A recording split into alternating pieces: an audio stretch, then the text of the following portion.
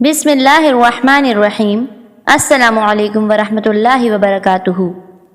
میں گھر سے نکلا کسی کام سے، کار پہ تھا۔ میں فیصل آباد کے بس اسٹاپ کے پاس رکا۔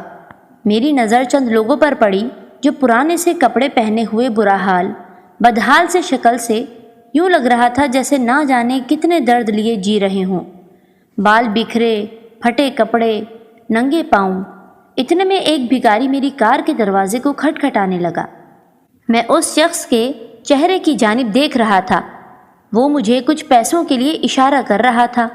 دیکھنے میں بالکل ٹھیک تھا، لیکن پھر بھی میرے دل میں رحم پیدا ہوا۔ اللہ سے بھی ڈر لگ رہا تھا۔ میں اگر آج کار میں ہوں تو اللہ کی رحمت ہے۔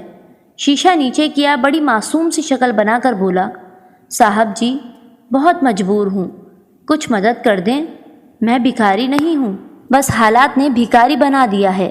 جیسے اس کی آنکھوں میں آنسو آ گئے ہوں۔ صاحب جی اللہ آپ کو مزید کامیابی دے، اللہ آپ کو خوش رکھے، مولا آپ کو دنیا کی ساری خوشی دے، اس لاچار غریب کی مدد کر دیں۔ صاحب جی بہت مجبور ہوں۔ میں بھی جذباتی ہو گیا۔ 100 کا نوٹ اسے تھما دیا۔ وہ دعا دیتے ہوئے چلا گیا۔ میں نے ایک ہوٹل میں میٹنگ کے لیے جانا تھا۔ میرے شوز پالش نہیں تھے، شوز کچھ گندے سے تھے۔ اچانک میری نظر پڑی ایک بہت پیارا سا لڑکا سڑک کے کنارے دھوپ میں بیٹھا جوتے پالش اور مرمت کر رہا تھا۔ پاس ہی اس کے کچھ کتابیں رکھی ہوئی تھیں، شاید پڑھائی بھی کرتا تھا۔ میں جلدی سے اس کے پاس گیا۔ میں نے کہا جلدی سے جوتے تو پالش کر دیں۔ اس لڑکے نے جلدی سے میرے جوتے اتارے، پالش کرنے لگا۔ میں دیکھ رہا تھا وہ کچھ پریشان سا تھا، لیکن ہم بہت بے حس لوگ ہیں، بھلا کہاں کسی کی مجبوری سمجھتے ہیں۔ اس لڑکے نے جوتے پالش کیے۔ میں نے پوچھا، ہاں بھائی بتا کتنے پیسے ہوئے؟ لڑکا مسکرا کر بولا، صاحب جی بس 30 روپے دے دو۔ میں چلانے لگا، کاکا خیر تو ہے نا، میں نے جوتے پالش کروائے ہیں، نئے نہیں لیے۔ جس کو دیکھو لوٹ مچا رکھی ہے، 10 روپے لینے ہیں تو بتائیں۔ لڑکا خاموش ہو گیا۔ آہستہ سے بولا، صاحب جی جتنے آپ کا دل چاہے دے دیں۔ میں نے 20 روپے تھما دیے اور چلا گیا۔ میں جب اپنے کلیگ کے ساتھ میٹنگ کر رہا تھا تو مجھے ایک آواز سنائی دی۔ مجھے یوں محسوس ہوا یہ آواز میں نے سنی ہوئی ہے کہیں۔ مڑ کر دیکھا، ایک شخص شاید اپنی معشوقہ سے فون پہ یہ بات کر رہا تھا۔ ارے میری جان حکم تو کر، سونے کی انگوٹھی کیا ہار بھی دے دوں، فکر نہ کر، کل میں آتا ہوں، پھر چلتے ہیں کہیں گھومنے۔ مجھے تجسس ہوا یہ ہے کون؟ اتنے میں اس کے پاس ایک اور آدمی آ کر بیٹھا۔ ان میں بات چیت شروع ہوئی۔ ایک شخص بولا، ہاں بھائی کتنے کی دہاڑی لگی ہے؟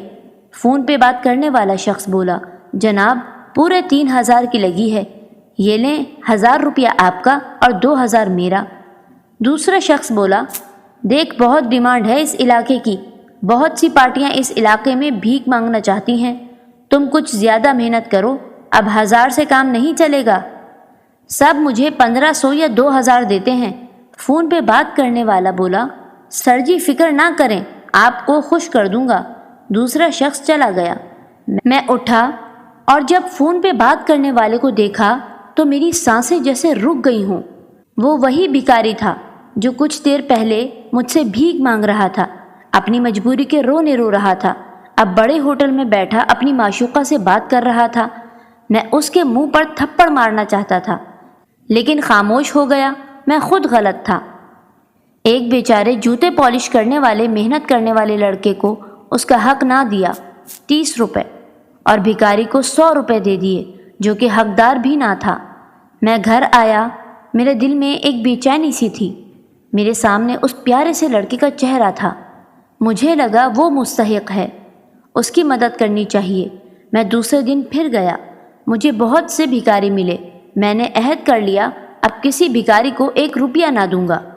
میں اس لڑکے کے پاس پہنچا جو جوتے مرمت کر رہا تھا، لیکن آج وہ کتاب کھولے پڑھ رہا تھا۔ میں اس کے پاس گیا، سلام کیا، اس کے پاس بیٹھ گیا۔ میں نے مسکرا کر پوچھا، بیٹا بتاؤ جوتے کب سے مرمت کر رہے ہو؟ وہ میری طرف دیکھ کر بولا، صاحب جی 8 ماہ سے۔ میں نے وجہ پوچھی۔ کہنے لگا، میرے ابا فوت ہو گئے ہیں، سال ہوا ہے، میں یونیورسٹی میں پڑھتا بھی ہوں، میں 5 بہنوں کا اکیلا بھائی ہوں۔ پہلے ابا یہاں بیٹھتے تھے، اب میں وہی کام کرتا ہوں۔ میں نے پوچھا کتنے کما لیتے ہو دن میں؟ بولا صاحب جی کبھی 100، کبھی 150 اور کبھی کچھ بھی نہیں۔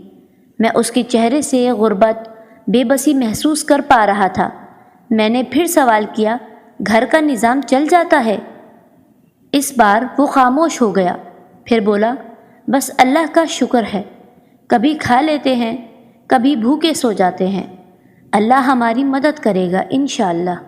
میں اس لڑکے کی طرف دیکھ کر سوچنے لگا لعنت ہو ایسے بھکاریوں پہ جنہوں نے اصل حقداروں کا حق مارا ہوا ہے۔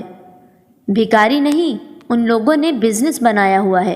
یہاں دیکھو بیچارہ مجبور حالات کا ستایا ہوا 100 روپے مشکل سے کما رہا ہے، اور دوسری طرف بھکاری بن کر 2-4 دعائیں دو، پھٹے کپڑے پہنو اور ہزاروں چند گھنٹوں میں کما لو۔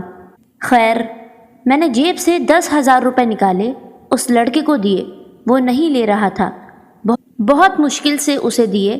میں گھر آ گیا، میں نے ایک مٹی کا گلہ لیا اور عہد کیا اس میں ہر روز 5 روپے ڈالا کروں گا، اور جب بھر جائے گا تو کسی مستحق کو دے دوں گا، لیکن کسی بھکاری کے روپ میں لانتی کو نہیں دوں گا۔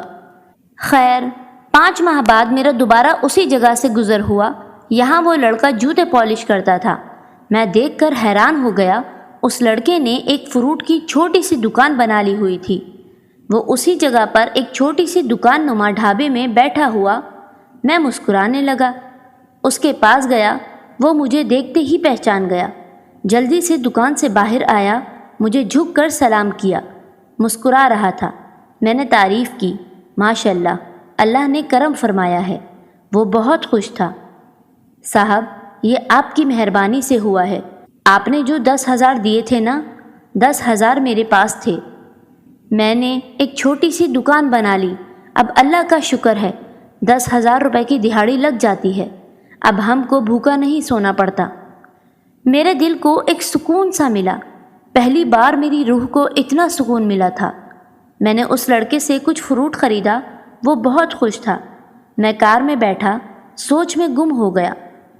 جنت ایسے بھکاری کو بھیک دینے سے نہیں ملتی، اللہ ایسے کسی بے بس کی مدد کرنے سے خوش ہوتا ہے۔ اس ملک میں لاکھوں طالب علم، مریض، مزدور اور خواتین ایک ایک ٹکے کے محتاج ہیں۔ یقین رکھیں کہ صحیح مستحق کی مدد کریں تو 1 روپیہ بھی آپ کو پولیس رات پار کرنے کے لیے کافی ہو سکتا ہے۔ یاد رکھیں، بھکاری کو اگر آپ 1,00,000 روپیہ نقد دے دیں، وہ اس کو محفوظ مقام پر پہنچا کر اگلے دن پھر سے بھیک مانگنا شروع کر دیتا ہے۔ اس کے برعکس اگر آپ کسی مزدور، سفید پوش آدمی کی مدد کریں تو وہ اپنی جائز ضرورت پوری کر کے زیادہ بہتر انداز سے اپنی مزدوری کرے گا۔ آئیں، آج سے سب مل کر عہد کریں، بھکاری کو دینے کے بجائے مستحق تک اس کا حق پہنچائیں۔ اللہ ہمارا حامی و مددگار ہو، آمین۔